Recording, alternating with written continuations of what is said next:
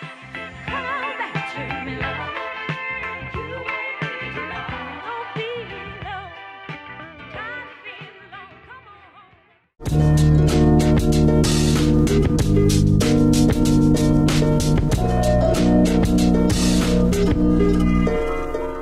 guys, what's going on? This is Daniel, and I just picked up the Atomos Ninja V, which I'm gonna go ahead and unbox today because I bought this primarily for two reasons. One, I bought it because my GFX 100 does not have a flip out screen. So whenever I'm using it by myself, I can't actually see what I'm filming. And to have an external monitor going, it's kind of a process unless I get a device like this. The second feature is you have a lot more latitude with actual recording externally, such as like HDR recording, 4K 60, 10-bit color depth, 422. These things that I can use and I can actually make my workflow run more efficiently. That's why I bought this. So I'm gonna go ahead and open this up, show you guys what I picked up to go with it, and basically mount it up to my Fuji so you guys can understand why I bought this thing. But at least we can do a quick unboxing and see what's inside, and then you guys can understand why this might actually be a good tool for you if you're also doing a lot of filmmaking, creative stuff. This might actually come in handy for you as well. So let's go ahead and get this thing unboxed.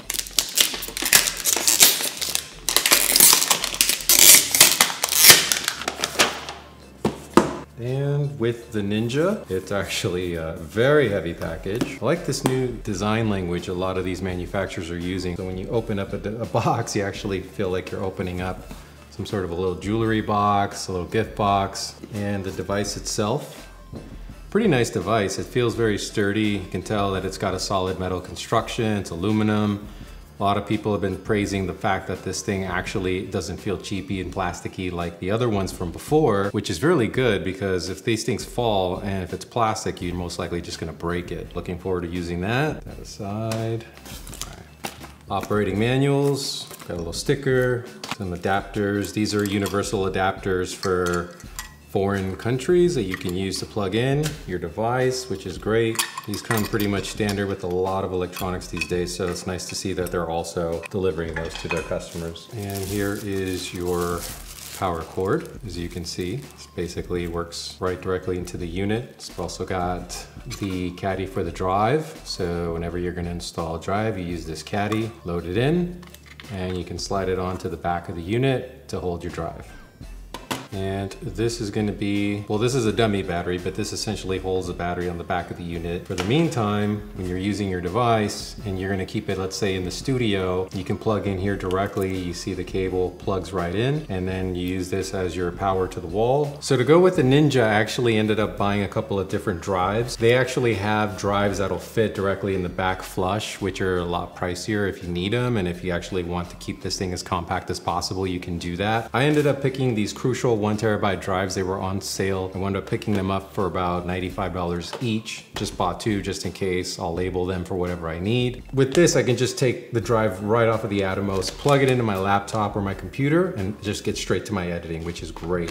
This is actually their most powerful cable in terms of what it can do connectivity wise. It does 4K 60 and it also does HDR recording. So it's good to have this for future proofing in case I decide to switch cameras. I'm gonna go ahead and put the drive just to make sure everything lines up. I'm gonna put the Crucial drive in here on the tray. This is a little caddy that they supply so you can install your portable SSD, put this in, and it'll just slide right in. Essentially, once you have your drive set up, this just slides right to the spot where it needs to be. I get it, it sticks out a little bit. You know, there's really nothing you can do about it unless you buy the specialized tiny drives that go on here. The smaller form factor SSDs that you can buy for these, made by Sony, Angelbird, those are the ones that you can buy that'll be flush, which if you need that, if you want to spend the extra money, go ahead. I really don't mind because it's going to be mounted up anyway, so I don't really care.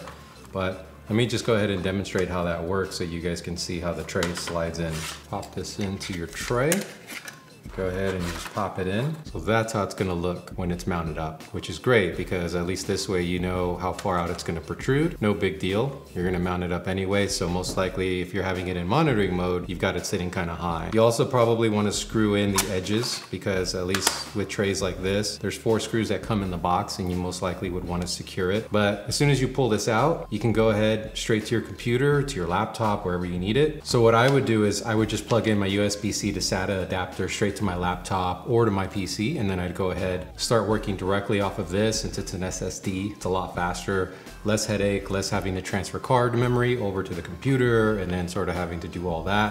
I can essentially just start working right off of this. All right, so now I'm gonna go ahead and mount the monitor on top of my camera. This is the GFX 100. As you can see, it's a pretty sizable body, medium format. I'm gonna do a full video going over my entire Fuji system, going over all the glass, what it's like to use one of these in the field. I'm really loving using this camera because it's a medium format camera and the images out of this are mind-blowing. It's 102 megapixels, a 44 by 33 sensor. And this thing also is capable of shooting some amazing video, which is why, another reason why I wanted to get an external monitor, since there is no flip out screen, it's only a tilt screen. And here you go. So this is what it looks like mounted up. I haven't put the HDMI cable in yet, but this gives you an idea, more or less, what it's gonna look like mounted on top of the hot shoe. All right, and my initial impressions after putting it on my Canon is that this form factor is super light. I'm actually surprised because I thought that this was gonna be a lot heavier. The monitor itself, I think only weighs like 12 ounces before you load it up with a battery and the actual drive. This doesn't feel bad at all. So let's just say this is a pound if I throw on the battery right now. Compared to what I was using before, which was that heavy Sigma 14-24 art lens adapted, this actually is pretty light and I'm just kind of like waving it around like it's nothing. I don't really think it's that heavy, and in fact, I'm gonna probably use this a lot more than I thought I would now, but that's just me. I have certain preferences. I actually like weighty cameras. So just to highlight some of the things that I'm actually looking forward to using, the focus peaking itself, which you don't get in the camera, is actually one of the bigger things that helps me. And another thing that I'm actually gonna be looking forward to are waveform monitors and false color, because sometimes when you're exposing, you might not be able to get your exposure all the way dialed in, and that happens a lot with this camera, I think, just because of the dynamic range. My biggest selling points on this were obviously recording externally to the monitor,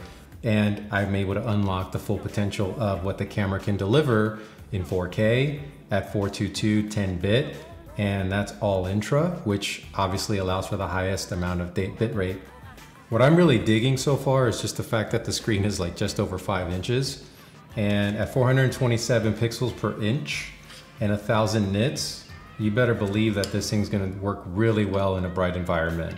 So if you're shooting in the middle of the day and you need to see exactly what's going on in camera, this monitor is gonna be able to output all of that with no problem whatsoever. A couple of other good features are, for example, you can actually use LUTs in real time, so you can overlay your LUTs and see what everything looks like. And that comes in handy when you're working on a production where people need to monitor exactly or close to what you're shooting, so that people get an accurate representation more or less of what the end product is going to look like. The screen is a 1080p screen and it's HDR and touch, which is great. So it allows for you to access all of your options in real time really fast. There's no buttons to really navigate with, so it's good everything is right there in front of you and you're able to use all of the feature sets immediately. So if you guys are in the market for one, or if you guys already own one, leave a comment and let me know what you guys think about it. If there's anything that I should be aware of, or if there are things that you think could be improved. I'll be learning these things in real time as I start to use it, but I'm always happy to hear what people have to say about anything new, such as one of these. The Atomos Ninja V, I think for the money, if you can get one at a deal and you shoot a lot of video, I don't see how this could hurt your workflow. I'm gonna start using this right away just to see how everything works. I'm really excited. So if you guys have any comments or questions, leave them down below and I'll be sure to respond. And I will look forward to seeing you guys on the next one. Thanks.